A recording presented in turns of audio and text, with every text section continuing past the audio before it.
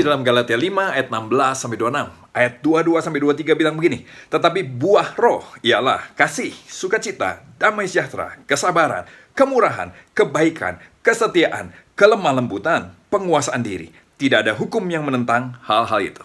Coba perhatikan kata yang dipakai, buah roh, bukan buah-buah roh. Apa yang mau dijelaskan dari bagian ini? Yang pertama, bahwa pertumbuhan rohani itu bertahap. Pertumbuhan rohani itu perlu waktu, perlu proses. Dia nggak bisa langsung dan nggak bisa dipaksakan.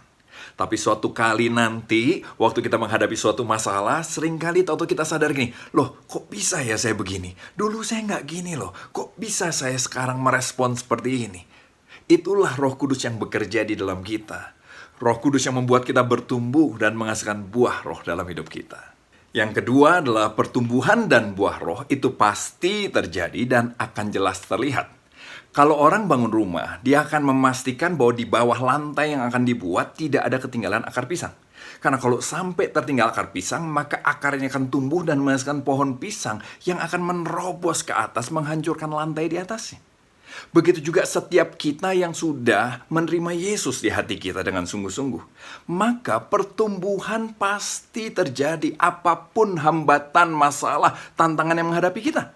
Tapi pertumbuhan pasti terjadi dan buah roh pasti jelas terlihat. Kita memang tidak diselamatkan dengan perbuatan baik kita. No, hanya oleh iman saja kita diselamatkan.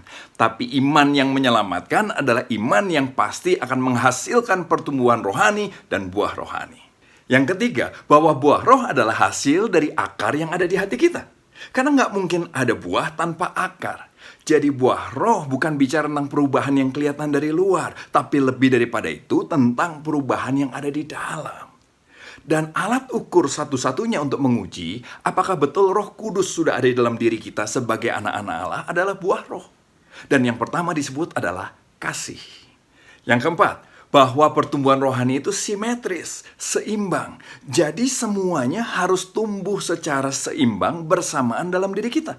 Perhatikan kata yang dipakai, kan bukan buah-buah roh, tapi buah roh, satu buah. Nah, kalau kita perhatikan daftar dari buah roh itu, maka kita akan menemukan beberapa hal itu ada dalam diri kita secara menonjol. Sementara yang lain seringkali hampir bisa dibilang tidak ada. Nah, itu bukan buah roh. Itu adalah hasil dari temperamen kita secara natural, kepribadian kita. Atau ada kepentingan-kepentingan tertentu yang membuat kita bersikap seperti itu. Contohnya, ada orang sabar sekali tapi nggak punya iman dalam Tuhan. Itu bukan buah roh. Ada juga orang yang sangat sukacita tapi nggak setia. Itu juga bukan buah roh. Ayo kita izinkan Roh Kudus diam dalam kita dan menghasilkan buah roh buat kemuliaan Tuhan. God bless you.